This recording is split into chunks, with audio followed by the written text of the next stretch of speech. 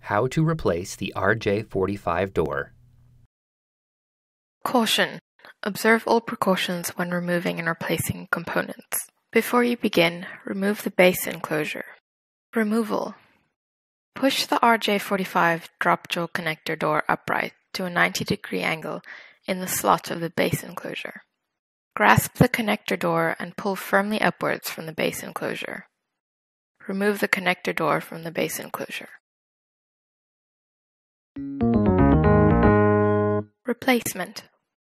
Align the replacement connector door's pivot clips so that the connector door is at a 90-degree angle to the slot in the base enclosure.